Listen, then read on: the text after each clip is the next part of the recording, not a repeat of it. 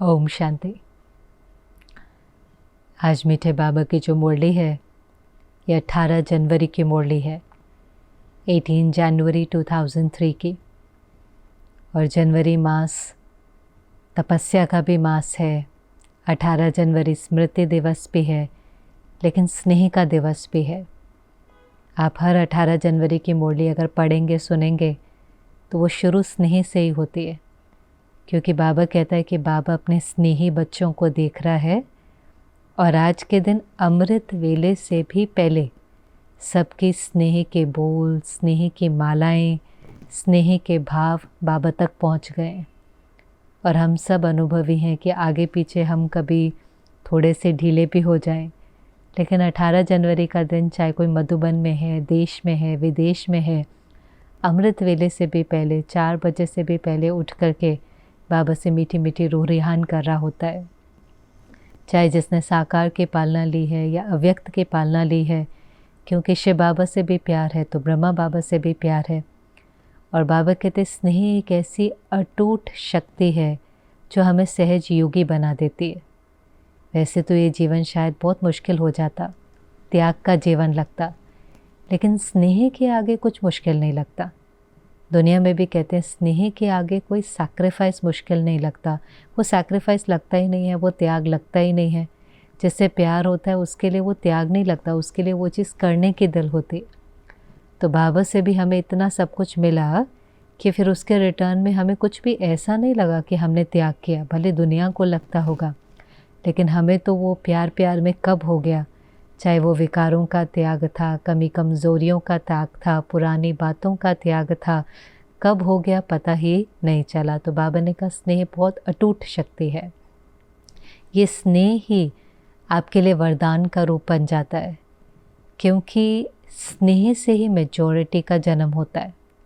ज्ञान हमें धीरे धीरे समझ में आता है, लेकिन परिवार का स्नेह, बाबा का स्नेह, ज्ञान से मिलने वाला स्नेह, ये हमारी फाउंडेशन बन जाती है। किसी की कितनी भी धारणा हो, लेकिन ब्राह्मण परिवार का जो संगठन है, प्यार है, वो उसको खींच कर लेकर आता है। भगवान का प्यार, न्यारा और प्यारा प्यार, जिस प्यार में कोई स्वार्थ नहीं है। आजकल के समय में निस्वार्थ प्यार अनुभव होना बहुत बड़ी बात है। कोई प्यारा होगा भी तो फिर धीरे धीरे उसको कोई ना कोई अपेक्षा होगी, कोई कंडीशंस होंगी। प्यार तो सब करते हैं, क्योंकि आत्मा का स्वरूप संस्कार प्यार है। तो ऐसा नहीं है कि देहधारियों को प्यार करना नहीं आता, लेकिन कंडीशनल होता है।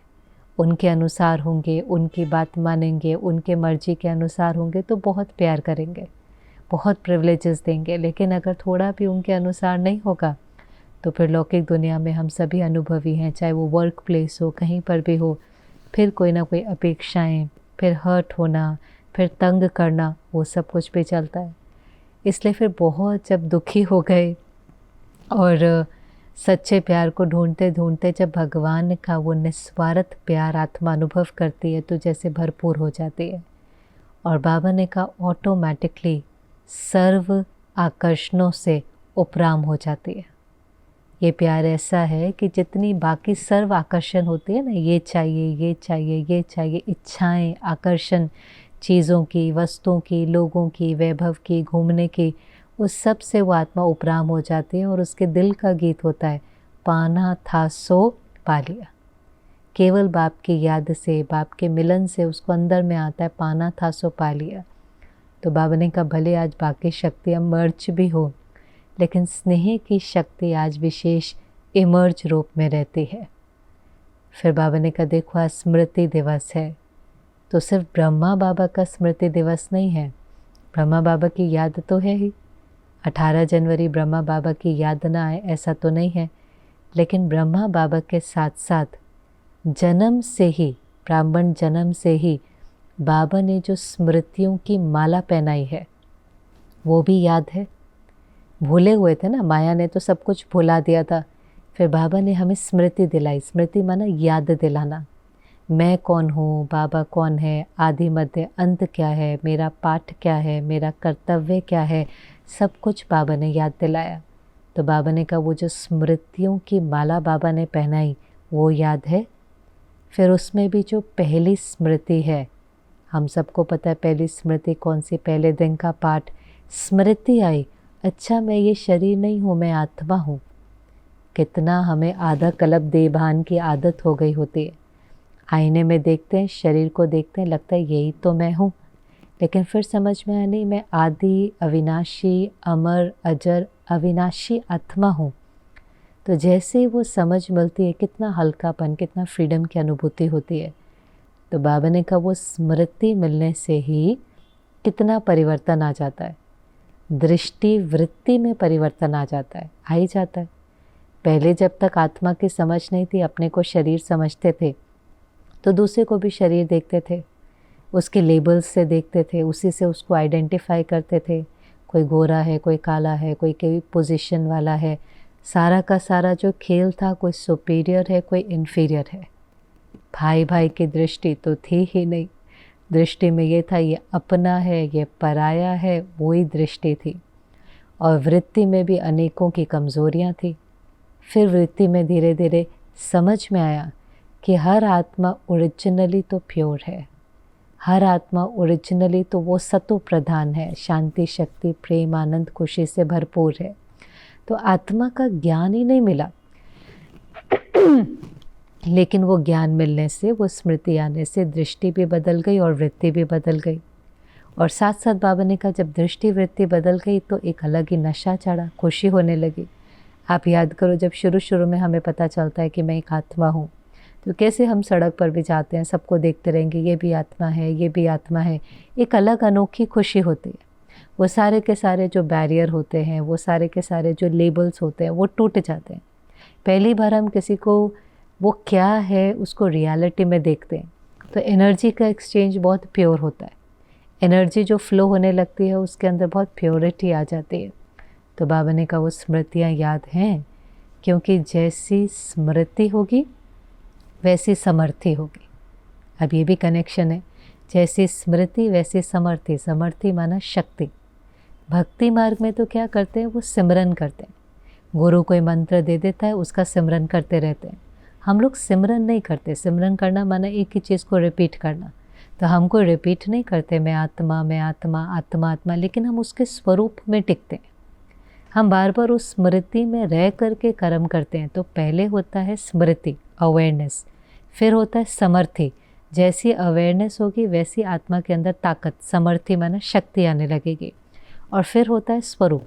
धीरे धीरे वो स्वरूप हमारा नेचुरल हो जाएगा, माना सोल कॉन्शियस होना, आत्माभिमानी होना नेचुरल हो जाएगा। तो जैसी स्मृति होंगी वैसी समर्थी होंगी, वैसा स्वरूप बनेगा। तो बाबा ने कहा समर्थी आई है। वैसे तो बाबा को याद करते ही समर्थी आ जाती है। चाहे साकार बाबा को याद करो, चाहे ब्रह्मा बाबा को याद करो, चाहे बाप दादा को याद करो। और कितनी बार होता है, आप सब भी अनुभवी होंगे, केवल बाबा शब्द बोला, दिल से बोला मेरा बाबा, और एकदम शक्ति का अनुभव होता है। हम अकेले नहीं हैं, हम कंबाइंड है। सर्वशक्तिवान हमारे साथ है। वो कभी धोखा नहीं देगा, वो कभी अकेला नहीं छोड़ेगा। वो ऐसा साथी है जो कभी अकेला नहीं छोड़ेगा। दुनिया में कई साथी धोखा दे देते हैं, पर बाबा ने कहा मैं तो बच्चों को छोड़ करके कभी नहीं जाता। जिसने बाबा को अपना जीवन दिया है उसको कभी कभी पश्चाताप हो ही नहीं सकता।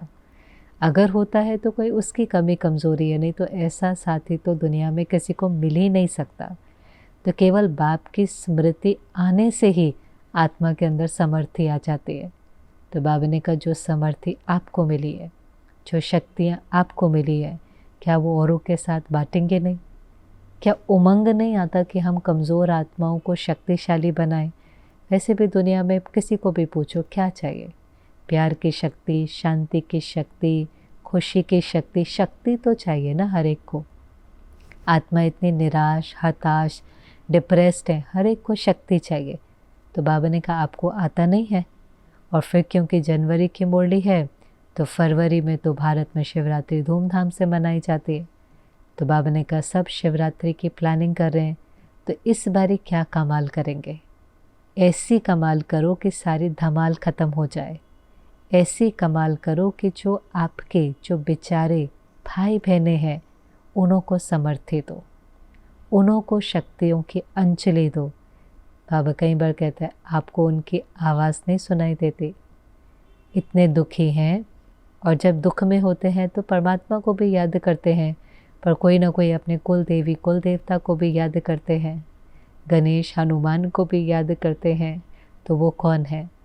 तो बाबा कई बार कहते हैं बाबा को आवाज़ सुनाई देती है, आपको आवाज़ नहीं सुनाई देती। बाबा तो कई बार 3-3 बजे भी उठकर बैठ जाता था। बाबा को पूछो बाबा आप क्या कर रहे हो? तो बाबा ने कहा बाबा को दुखियों की आवाज़ सुनाई देती है।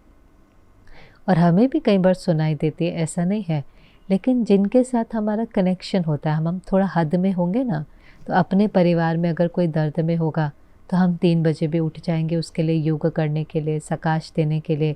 हमें उसके दर्द की आवाज़ पहुंचती है। समझो कोई बच्चा है, किसी दूसरी कंट्री में है, दुखी है, परेशान है, किसी कारण से उसकी नौकरी छूट गई है, वहाँ कोई प्राकृतिक आपदा है, वो अटक गया है, कोविड के दिन थे, कईयों के बच्चे दूसरे दूसरे देशों में अकेले थे, आपदा थी, तो वो यहाँ पर बैठ कर के क्या करते थे? उनके लिए योग करते थे, सकाश देते थे, बाबा को याद करके उन्हें किरणें भेजते थे, लेकिन हद तक। बाबा कहते सारी दुनिया में कितनी आत्माएं दुखी हैं, शांति शक्ति की प्यासी हैं, भिखारी हैं, भटक रही हैं, अशांत हैं। आपको उनके ऊपर रहम नहीं आता, आपको उनकी आवाज़ नहीं सुनाई देती, आपको नहीं होता कि हम उन्हों को भी कुछ तो शक्तियों की अंजलि दें, जो हमें मिला है वो उनको दें। जैसे अपने भाई बहनों के प्रति होता है लौकिक में, अपने बच्चों के प्रति होता है, ऐसे जगत माता जगत पिता अगर हम बने तो सारा संसार ही कौन है? हमारे बच्चे हो गए, हमारे भाई बहन हो गए। तो इसीलिए बाबा ने कहा इस शिवरात्रि पे कमाल करो, कोई भी रह नहीं जाए, हर एक को कुछ ना कुछ अंजलि दो।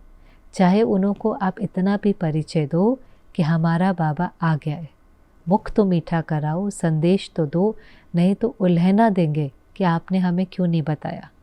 अगर देरी से बताया, समझे अभी तो विनाश में टाइम है, धीरे धीरे उनको बता देंगे, उल्हना उतार देंगे, तो बाबा ने कहा फिर उल्हना देंगे आपने पहले क्यों नहीं बताया।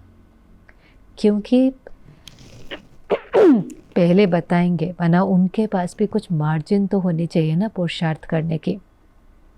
बिल्कुल विनाश आ जाए और फिर उनको पता चले तो क्या कहेंगे? फिर तो बाबा ने कहा एक ही लाइन कह सकते हैं, ओहो प्रभु तेरी लीला अपरंपार। लेकिन वो भी पढ़ाई पढ़ सकें, वो भी उच्च पद पा सकें, वो भी अपने बाप के वर्षे के अधिकारी बन सकें, उसके लिए चाहिए कि उनको परिचय तो मिले। इसलिए बाबा ने कहा अंदर में उमंग हो कि हमें संदेश देना है। बाबा ने कहा साधारण शिवरात्रि नहीं मनाना, धूमधाम से मनाना। इसलिए बाबा कई बार कहता है लाखों पर्चे बनाओ। कई बार हमें लगता है इतने क्यों, पर खुद बाबा कहता है, बाबा हमेशा स्व के प्रति कहता है इकोनॉमी से चलो, और सेवा में कहता है फ्राक दिल हो जाओ। पर्चे बांटो, एरोप्लेन से गिराओ, बड़े बड़े चित्र बनाओ, इतने लंबे बनाओ कि दूर से ही कोई देख सके। धूमधाम से मनाओ, सबको परिचय दो, सबका मुख मीठा कराओ कि हमारा बाबा आ गया है। तो सबको बाबा ने उमंग भरा। फिर फिर बाबा ने चेकिंग करी फिर बाबा ने चेकिंग करी बच्चों की। और बाबा ने चेकिंग में क्या देखा कि जिस समय बच्चे अमृत वेला करते हैं तो बाबा की याद और बाबा से जो प्राप्तियां मिलती हैं उसका खूब नशा चढ़ता है, जो हम सब अनुभवी हैं। क्योंकि उस समय कोई और कारोबार नहीं है, देह की दुनिया हमें अपनी तरफ खींचती नहीं है, कोई व्यर्थ संकल्प नहीं है, तो हमें खूब उन प्राप्तियों का, बाबा की याद का नशा रहता है। लेकिन बाबा ने कहा जैसे जैसे फिर कर्म योग में आते हैं तो फिर कभी कभी नशा रहता है और कभी कभी सोल कॉन्शियस के साथ साथ कर्म कॉन्शियस भी हो जाते हैं। अब कर्म कॉन्शियस क्या होता है? कॉन्शियसनेस, भान किस चीज़ का है? ये करना है, ये करना है, ये करना है। करना तो है, छोड़ना तो नहीं है, लेकिन सोल कॉन्शियस होकर करना है। पर सोल कॉन्शियसनेस कम हो गई और कर्म कॉन्शियसनेस बढ़ गई। ये भी करना है, ये भी करना है, ये भी करना है। फिर थोड़ा भारीपन आने लगता है, फिर थोड़ी सी थकावट भी होने लगती है, थोड़ी सी चिंता भी होने लगती है, कहीं थोड़े से इरिटेट भी होंगे, फिर थोड़ा सा रोब भी करेंगे, फिर किसी पर क्रोध भी करेंगे। धीरे धीरे धीरे धीरे आता है। फिर कई लोग ये भी कह देंगे वर्क इज़ वर्शिप, कर्म ही मेरी पूजा है। लेकिन वो कर्म करते करते अगर देभान आया, विकारों के वश हुए, आत्मिक स्मृति और स्थिति नहीं थी, तो फिर कई बार वो कर्म भी बहुत विकर्म कराने के निमित्त बन जाता है। कौन सा कर्म योग है, कौन सी कर्म पूजा है, वो भी तो समझ होनी चाहिए। और उसके लिए फिर बाबा ने विधि बताई। और विधि तो देखो, क्योंकि ब्रह्मा बाबा का दिन है तो साथ साथ फॉलो फादर करना है। वो तो लहर चलती है और वो तो कितने समय से मुरली में चल रही है। पर आज भी बाबा ने उदाहरण दिया ब्रह्मा बाबा का कि देखो ब्रह्मा बाबा ने भी सब कुछ किया। बाबा ने कुछ छोड़ा थोड़ी ना, इतना बड़ा परिवार, नई जीवन थी, नई दुनिया बनानी थी, सब कुछ नया था बाबा के सामने। तो बाबा ने कुछ छोड़ा नहीं, बोला भी, सुना भी, कारोबार भी किया, सब कुछ किया। लेकिन पहला पाठ बहुत पक्का था। पहला पाठ कौन सा है? सबको पता है कि ब्रह्मा बाबा ने डायरियाँ भर दी थी। मैं आत्मा हूँ, जशोदा आत्मा है, मेरा बच्चा आत्मा है, आत्मा है, आत्मा है का बहुत पाठ पक्का किया। अब हमने भी सुना है कि मैं आत्मा हूँ। बाबा ने कहा सुनना और उसका अनुभव करना, दोनों में बहुत फ़र्क है। एक है सुनना और दूसरा है उसका अनुभव करना। और अनुभव करने के लिए चाहिए अभ्यास। तो आत्माभिमानी स्थिति, सोल कॉन्शियस का मतलब ही क्या है कि अगर मुझे अनुभव है कि मैं आत्मा हूँ, तो मुझे स्मृति है कि मैं मालिक हूँ, मैं आत्मा मालिक हूँ, मैं करावनहार हूँ और ये मेरी जो कर्मेंद्रियाँ हैं, जो सेंस ऑर्गन्स हैं, वो कर्मचारी हैं। मैं मालिक बन करके इन कर्मेंद्रियों से कार्य करा सकती हूँ। कोई भी कर्मेंद्रिय मुझे धोखा नहीं दे। जैसे बाबा ने बहुत सुंदर उदाहरण दिया कि कोई कंपनी का डायरेक्टर होता है, वो सबसे काम कराता है ना, उसके नीचे जो टीम है उससे काम कराता है, सेवानिवृत्त उनको ड्यूटी भी देता है, उनसे कार्य भी कराता है। पर कभी भी कार्य कराते समय उसको ये भूलता नहीं है कि मैं डायरेक्टर हूँ। उसको अपने टाइटल की, रोल की स्मृति रहती है कि मैं डायरेक्टर हूँ। टाइटल नहीं भूलता है, क्योंकि दुनिया में वो टाइटल प्राप्त करने के लिए बहुत मेहनत करते हैं।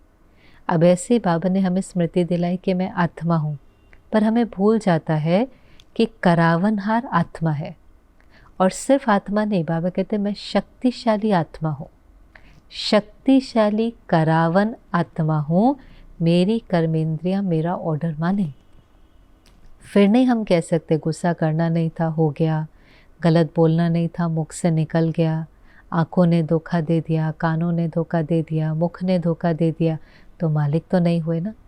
फिर कहीं तो सोल कॉन्शियस से कर्म कॉन्शियस में आ गए, बॉडी कॉन्शियस में आ गए, विकारों के वश हो गए, मालिक बना छूट करके गुलाम, अधिकारी से अधीन, सत्कर्म से विकर्म, फिर कर्म बंधन के अंदर फंसना शुरू हो जाते हैं। तो पहला पार्ट जैसे ब्रह्मा बाबा ने बार बार छोड़ा भी कुछ नहीं। बाबा ने कहा कितना ही समय छोड़ सकते हो, ठीक है, छोड़ करके अशरीरी होना इजी है, आप कुछ भी नहीं कर रहे हो और अपने को याद दिलाते हो मैं आत्मा हूँ, वो इजी है। लेकिन कर्म करते हुए मैं करावनहार आत्मा हूँ और ये कर्मेंद्रियाँ करणहार है, उस स्मृति में रहना, मैं न्यारी हूँ, मैं आत्मा न्यारी हूँ, ये देह मुझे मिला है, मैं इस देह से कार्य कराने वाली हूँ। जैसे ड्राइवर और गाड़ी अलग होते हैं ना, ड्राइवर को पता है कि ये गाड़ी को मैं कैसे भी चला सकता हूँ, और हर ड्राइवर का गाड़ी चलाने का ढंग तो अलग ही होता है। कहते ये ड्राइवर ने बहुत अच्छी गाड़ी चलाई, इसने बहुत रैश ड्राइविंग करी, तो गाड़ी वही है, लेकिन गाड़ी चलाने वाला कैसा था उस पर डिपेंड करेंगे कि गाड़ी कैसे चलेगी।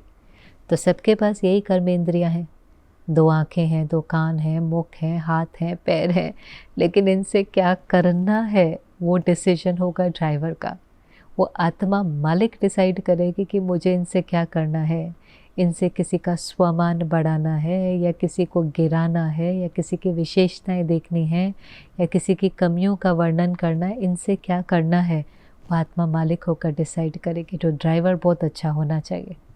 ड्राइवर अगर शक्तिशाली है तो वो कैसी भी गाड़ी चला लेता है। इसलिए अगर थोड़ा देह में खिटर पटर भी है, जो बाबा कहते कोई ना कोई कर्म भोग आ भी जाता है, तो भी अगर ड्राइवर है तो वो उसके वश नहीं होगा। जो बाबा ने कहा देखो ब्रह्मा बाबा को भी कर्म भोग आया, बीमारी आई, लेकिन न बाबा उसके वश हुआ और न किसी को महसूस भी होने दिया कि कोई बीमारी है, कोई भोगना है। बाबा ने कहा आपको पता चला कि ब्रह्मा बाबा अव्यक्त होने वाला है? किसी को पता चला? और सच में किसी को भी पता नहीं चला। बाबा की तबीयत ठीक नहीं है, बाबा इतना बीमार है, किसी को भी पता नहीं चला। बाबा ने उस दिन भी रात्रि को क्लास कराई, बच्चों को 3 शब्दों का ताबीज़ भी पहनाया, निराकारी, निर्विकारी, निरंकारी। फिर बच्चों से विदाई भी ली, फिर जाकर के आराम से अपने कमरे में बैठे। दादी जी मिलने के लिए गई, प्रकाश मणि दादी, और कुछ ही सेकंड्स का खेल था। हाथों में हाथ देकर बाबा ने दादी को विल पावर करी, सारी की सारी जैसे पावर्स विल करी, बहुत light light light, current current, और तो भी पता भी नहीं चला और बाबा तो चला गया। वो तो फिर डॉक्टर को बुलाया, जो फैमिली डॉक्टर था, उसने कहा कि बाबा तो चला गया, और किसी को विश्वास ही नहीं हो, क्योंकि अभी तो बाबा ने क्लास कराई थी, सारा दिन तो बाबा ने सब कुछ किया था। अंत के दिन तक भी सारी सेवा करके, पत्रों का उत्तर दे करके, कारोबार की सारी संभाल करके बाबा गया। तो बाबा ने कहा आपको पता चला कि बाबा अव्यक्त होने वाला है? तो इतना बाबा साक्षी, न्यारा, अशरीरी और कर्मातीत अवस्था थी। ये चारों शब्द आज बाबा ने यूज़ करे, साक्षी, न्यारा, अशरीरी और कर्मातीत स्थिति। माना अपने देह से भी न्यारा, अपनी बीमारी को भी साक्षी होकर के देखना। अशरीरी स्थिति का अभ्यास में आत्मा अलग हूँ, मैं आत्मा मालिक होकर के इस शरीर से कार्य करा सकती हूँ। शरीर अलग, मैं आत्मा अलग, शरीर के भान से भी अलग हो जाना। कर्मातीत स्थिति, कर्म कर रहे हैं लेकिन कर्म बंधन में नहीं फंस रहे, कर्म कर रहे हैं लेकिन कर्म के अच्छे या बुरे प्रभाव से न्यारे हैं। कर्म करते हुए भी कर्म बंधन अपनी तरफ खींचे नहीं, कोई भोगना अपनी तरफ खींचे नहीं, उससे न्यारे, अतीत, उससे भी परे। तो ये सब के लिए तो बाबा ने कहा बहुत काल की प्रैक्टिस चाहिए। और दूसरा जो बाबा ने कहा, आप सब ने ब्रह्मा बाबा को देखा, रात को ब्रह्मा बाबा ने क्या किया? कचहरी लगाई। कचहरी लगाना माना बाबा अपनी कर्मेंद्रियों की चेकिंग करता था। बाबा की डायरी थी ना, जो लच्छू बहन कई बार दिखाती थी, बाबा अपनी ही कर्मेंद्रियों को कहता था, हे मुख तुमने कैसे धोखा दिया, हे मन मंत्री तुमने मुझे कैसे धोखा दिया, मेरा मन है, मेरा मुख है, मुझे कैसे धोखा दिया। हमें कोई और धोखा नहीं देता, हमें कोई और दुख नहीं देता, हमारी ही कर्मेंद्रियां चंचल होकर के हमें दुख देती हैं। अब ये मन ही है, और कोई हमें दुख नहीं दे सकता, पर ये मन गलत सोचना शुरू करता है। बाबा कहते हैं माया क्या है? मरी हुई चींटी है। अब ये गलत सोचना शुरू करता है। पहला संकल्प मरी हुई चींटी है, पर सोचते जाओ, उसको शक्ति देते जाओ, तो वो मरी हुई चींटी जिंदा हो जाती है और वो चींटी फिर शेर बन जाता है। फिर इतना व्यर्थ का घेरा बन जाता है कि शेर तो क्या करेगा, खा जाएगा ना। फिर हम अपने ही व्यर्थ के घेरे में फंस करके गिर जाते हैं। जो बाबा कहते हैं नाक में दम कर देती है, वरना दम ही निकल जाता है। इतनी घुटन, कई बार कहते हैं मेरे को इतनी सफोकेशन हो रही थी, मेरे को इतनी मुश्किल हो रही थी, मुझे नींद भी नहीं आ रही थी, बेचैनी हो रही थी। कोई थोड़ी ना घोट रहा है, कोई थोड़ी ना बेचैन कर रहा है। हमारे मन के व्यर्थ संकल्प इतने हो जाते हैं, उसका प्रवाह इतना हो जाता है कि हमें घुटन जैसा महसूस होने लगता है, हमें इतनी घबराहट होने लगती है। एंजाइटी क्या है? घबराहट होना, एंजाइटी होना, पैनिक अटैक पड़ना, ये सब है मन के मालिक नहीं, लेकिन मन के गुलाम। मन जो इतना शक्तिशाली है, लेकिन उसको ऑर्डर से नहीं चलाया, और ऑर्डर से चलाने के लिए अभ्यास नहीं किया। बाबा ने कहा मुश्किल थोड़ी ना है, केवल चेक करना है, चेंज करना है, अभ्यास करना है, लेकिन इसमें बहुत काल का अभ्यास चाहिए। सोचे अंत में हो जाएगा, तो बाबा ने कहा वैसे भी किसी के अंत का क्या भरोसा है, ये तो है ही मृत्यु लोक, अकाले मृत्यु होती है। चाहे कोई जवान है, कोई तंदुरुस्त है, कोई बुजुर्ग है, सबका अंतकाल है। किसी सेकंड भी किसी का भी अंत हो सकता है। इसलिए बहुत काल का पुरुषार्थ चाहिए। बहुत काल का पुरुषार्थ किस चीज़ का चाहिए? साक्षी स्थिति का, न्यारेपन का, अशरीरी स्थिति का, कर्मातीत स्थिति का, करावन हार होकर के कर्म कराने का। एक दिन बहुत कॉन्शियसली हमें ट्राई करना है। कि मेरी कर्मेंद्रियाँ बिल्कुल भी मुझे धोखा नहीं दें, क्योंकि वही मेरी सफरिंग और वही मेरे दुख का कारण है और कोई मेरे दुख का कारण नहीं है। इसलिए तो बाबा ने कहा, देखो ब्रह्मा बाबा, तभी तो ब्रह्मा फरिश्ता बना और आपको भी तो ब्राह्मण से फरिश्ता बनना है। लास्ट में हर एक ने कैसे महसूस किया, ब्रह्मा बाबा जैसे बिल्कुल फरिश्ता है, देह में होते हुए देह से न्यारा है। फरिश्ता माना क्या, देह में होते हुए देह से न्यारा है, सुन रहा है, बोल रहा है, कारोबार कर रहा है, लेकिन जैसे यहाँ पर नहीं है। अंत में तो दादी जान के सुनाती थी कि हम बाबा को समाचार भी सुनाने जाते थे ना, ऐसा लगता था बाबा सुन रहा है लेकिन यहाँ होते हुए भी यहाँ नहीं है। और कभी कभी तो बाबा इतना, बाबा की स्थिति पावरफुल होती थी कि कहते थे कि बाबा के पास कुछ कहने के लिए जाते थे और भूल ही जाते थे। इतनी पावर होती थी, इतनी शक्ति होती थी कि हमारे मन के संकल्पों को भी फुल स्टॉप लग जाता था। मन में हलचल होती थी, कभी कंप्लेन होती थी, कभी क्वेश्चन होता था, पर बाबा के सामने जाते ही बाबा का ऐसा वाइब्रेशन था, भूल ही जाता था क्या बात करने आए। मन के संकल्पों को फुल स्टॉप लग जाती थी। कितनी पावर होगी आप सोचो कि हम किसी के संग में गए और उसके वाइब्रेशन से हमारा मन भी शांत हो गया। जैसे किसी का अशांत मन हमें अशांत भी तो कर देता है ना।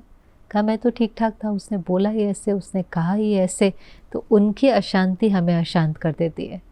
ऐसे ही बाबा का मन इतना न्यारा और प्यारा था उस समय स्थिति कि जो बाबा के कमरे में भी जाता था उसको भी उस न्यारे प्यारेपन की अनुभूति होती थी। हर एक उन दिनों में दिल होती थी कि बाबा का हाथ पकड़ें। कहते थे बाबा के हाथ से भी ऐसा लगता था जैसे लाइट आ रही हो, हल्का रुई के मुहाफिक महसूस होता था, जैसे बाबा है लेकिन ज़मीन से थोड़ा ऊपर, एंजेलिक स्थिति थी, देह में होते देह से बिल्कुल न्यारा। और फिर भी ब्रह्मा बाबा को कोई कम कारोबार तो नहीं था। नई जीवन थी, नई बातें थी, नई दुनिया बनानी थी। बाबा ने कहा जितनी रिस्पॉन्सिबिलिटी ब्रह्मा बाबा को थी इतनी किसी को है। ठीक है अभी विस्तार बहुत है, तब कम था, इतने सेंटर नहीं, इतनी सेवाएं नहीं, विस्तार अभी बहुत ज़्यादा है। लेकिन जितनी नवीनता, जितना उस समय पर सब कुछ नया था, ब्रह्मा बाबा के सामने तो कोई एग्जाम्पल नहीं था। एक बल, एक भरोसा, एक पर निश्चय रख कर के बाबा आगे बढ़ा और सबके लिए एग्जाम्पल बना। तो बाबा ने कहा अगर प्यार है, ब्रह्मा बाबा से प्यार है, शिव बाबा से प्यार है, तो निराकारी स्थिति का अभ्यास करो। ब्रह्मा बाबा से प्यार है तो फरिश्ता बन कर के दिखाओ। इसलिए बाबा लगातार ड्रिल करा रहा था, अभी अभी फरिश्ता, अभी अभी निराकारी, अभी अभी साकारी, अभी अभी आकारी, अभी अभी निराकारी। बदलते रहो। देह का चोला बहुत टाइट नहीं पहनो। जब देह की आवश्यकता है, जैसे ड्राइवर है, जब ज़रूरत है गाड़ी चलाने की तो चलाता है, 2 घंटे भी चलाता है, 6 घंटे भी चलाता है, 8 घंटे भी चलाता है, लेकिन फिर जब पूरा हो जाता है सफ़र तो निकल जाता है ना बाहर। फिर रेस्ट करेगा, घूमेगा फिरेगा, आराम करेगा। चलाते चलाते ये थोड़ी ना सोचेगा कि अभी मुझे बस गाड़ी में ही रहना है, गाड़ी में ही खाना है। नहीं, गाड़ी चलाई और फिर उसको पता है कि ये मेरा वाहन है चलाने वाला, मैं इससे सेपरेट हूँ, ड्यूटी पूरी हुई, ख़त्म। लेकिन हम कई बार देह से काम करते करते करते करते इतना अटैच हो जाते हैं कि अपने को ही देह समझने लगते हैं, उसको छोड़ते नहीं हैं। जैसे बाबा कहते हैं कोई टाइट कपड़ा पहनो तो उसको उतारने में कितनी मुश्किल होती है, ऐसे ये देह रूपी कपड़ा भी बहुत टाइट पहन लेते हैं। और इसीलिए बाबा ड्रिल कराता है, अभी अभी साकारी, कर्म करना है साकारी, फिर आकारी, फरिश्ता बन जाओ, फिर निराकारी, फिर एंजल की ड्रेस छोड़ करके, लाइट का शरीर छोड़ करके भी बिंदी, बिंदी बनकर बिंदी बाप को याद करो, तो बदलते रहो, तो कहीं पर भी ममत्व नहीं जाएगा।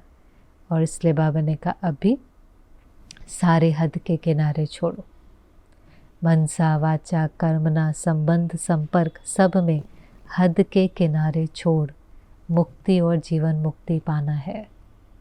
हद के किनारे छोड़ बेहद में जाना है। मुक्ति जीवन मुक्ति जो हमारा लक्ष्य है उसको प्राप्त करना है। अभी तक हद में बुद्धि फंसती है, तो फरिश्ता कैसे बनेंगे? फरिश्ता जो देह में होते देह से न्यारा है, देह को छोड़ने के बाद नहीं, देह में है, देह की दुनिया में है, कारोबार भी कर रहा है, सब कुछ, लेकिन न्यारा। बुद्धि फंसी हुई कहीं नहीं है, ममत्व नहीं है, अटैचमेंट नहीं है, आकर्षण नहीं, लगाव, प्रभाव, झुकाव नहीं। कर रहे हैं लेकिन सेपरेट, कर रहे हैं लेकिन डिटैच्ड, कर रहे हैं लेकिन बियॉन्ड, उपराम है। कोई भी चीज़ हमें फंसा नहीं सकती उसके अंदर। तो वो जो बुद्धि का लंगर है वो उठा हुआ है, उपराम है, जैसे ब्रह्मा बाबा का उठा हुआ था। इसलिए जब अंत की घड़ी आई तो वो अंत का पेपर होता तो 1 सेकंड का है, लेकिन बुद्धि उठी हुई थी तो पास हो गए। नहीं तो बाबा ने कहा ना, उस समय कई प्रकार की खींच होती है। बच्चों का प्यार भी खींचता है, शरीर का बचा हुआ हिसाब किताब भी खींचता है, परम धाम भी अपनी तरफ खींचता है, बहुत कुछ खींचता है। लेकिन बहुत काल का अभ्यास होता है तो 1 सेकंड में शरीर से न्यारा, मुक्त। पहले मुक्ति और फिर जीवन मुक्त अवस्था है। तो बहुत वंडरफुल मुरली थी। 18 जनवरी पर हमेशा बाबा की क्या स्थिति है उसका हमें एक जैसे आइडिया मिलता है, उसका एक हमें एक अभ्यास होता है कि ब्रह्मा बाबा की क्या स्थिति थी। और फिर हमारा लक्ष्य होता है कि हम भी बाप समान बनने की मेहनत करें। फिर तो बाबा डबल विदेशियों से बाबा की मुलाकात थी और डबल विदेशियों को देखकर बाबा ने कहा, देखो क्या समानता है। बाबा भी दूर देश से आता है और आप भी दूर देश से आए हो, और आप भी दीपक के समान, जैसे दिवाली में क्या करते हैं, एक से एक दीपक जगाते हैं। तो आप सब ने भी एक की जोत जली, फिर एक ने अनेकों की जोत जगाई, सच्ची दिवाली मनाई। कितने देशों में कितने भाई बहनों की जोत जलाई, और अभी भी 35-40 देशों से आए होंगे। तो जैसे बाबा उनका बहुत उमंग बढ़ाता है कि कैसे एक ने एक एक करके जोत जगाई, सब तरफ बाबा का परिचय दिया, सब विजयी रत्न हैं। और भले शिवरात्रि विदेश में नहीं मनाते तो भी बाबा ने कहा आपको भी उमंग उत्साह से सबको बाप का परिचय देना ही है। फिर तो सबको बाबा एक्नॉलेज करता है। माताओं के लिए बाबा ने कहा ये तो गौपाल की प्यारी माताएं हैं, पांडव तो बाबा के साथ ही हैं। फिर बाबा ने कहा टीचर्स सोच रही हैं, बाबा ने टीचर्स को नहीं देखा, तो बाबा ने कहा देख रहे हैं। फिर दादी जी को कहा आज के दिन तो जो विल पावर का वरदान मिला है वो याद आता होगा, क्योंकि वो इतनी स्पेशल घड़ियाँ थी जब हाथ में हाथ देकर, वो तो गीत भी है कि वो दादी को भी नहीं पता चला। बाबा ने दादी का हाथ लिया और दादी को बस ऐसे लगा जैसे बहुत लाइट आ रही है, बहुत करंट आ रही है। ये तो बाद में बाबा ने कहा कि बाबा ने उन घड़ियों में अपनी सारी पावर्स बच्चों को विल कर दी।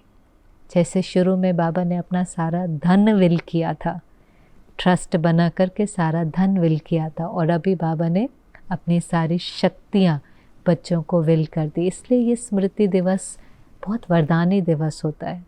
हर एक को ऐसा महसूस होता है कि आज विशेष शक्तियाँ हमें बाबा से, विशेष समर्थी मिली है। बाबा ने दादी को कहा देखो सभी को आपसे प्यार है, आपको देख कर कई खुश हो जाते हैं, भले बोलो भी नहीं, क्योंकि अभी ये वो समय है 2003 का कि दादी की तबीयत भी कभी ऊपर नीचे हो जाती थी। तो बाबा ने कहा भले बोलते भी नहीं हैं लेकिन देख कर के भी खुश हो जाते हैं। और आपको कुछ होता है ना तो किसी को अच्छा नहीं लगता है, उनको भी कुछ होता है। तो दादी ने कहा दादी का भी सभी से प्यार है, और ये प्यार ही है जो आगे बढ़ाता है। धारणा भले ऊपर नीचे हो लेकिन सभी को एक दूसरे का प्यार चलाता है। फिर ईशु दादी से भी बाबा मिले, उनकी भी शायद उस समय पर तबीयत थोड़ी ऊपर नीचे होंगी। तो बाबा ने कहा देखो सहज ही हिसाब किताब चुकतू किया। एक एक से बाबा मिलता था, उनकी हिम्मत बढ़ाता था, उनका स्वमान बढ़ाता था। ये आदि रत्न है। तो बाबा ने कहा देखो आदि से लेकर अब तक यज्ञ रक्षक बनकर रहे हैं, उसकी भी दुआएं सभी को मिलती हैं। सभी बाबा के समीप के रत्न हैं, सभी यज्ञ रक्षक हैं। सभी ने आदि से लेकर अब तक संगठन को मजबूत बनाकर यज्ञ की रक्षा की है। तो किसी ने कहा बाबा बीच में है। बहुत वंडरफुल बात थी कि बाबा ने कहा इसीलिए तो संगठन है, नहीं तो ये संगठन कब का टूट गया होता। आखिर तो सब दादियाँ वैरायटी थी, वैरायटी आत्मा, वैरायटी संस्कार, वैरायटी बातें, लेकिन सब ने बीच में किसको रखा? बाबा को। श्रीमत को बीच में रखा, इसलिए वो संगठन बहुत मजबूत था। जैसे प्रकाश मणि दादी और दीदी भी, दोनों को बाबा ने निमित्त बनाया। दोनों कहते थे कि हम 2 शरीर हैं, एक आत्मा है। वैसे अगर आप देखें तो दोनों की पर्सनालिटी बहुत अलग थी। दीदी बहुत स्ट्रिक्ट थी, दादी जी बहुत लविंग थे।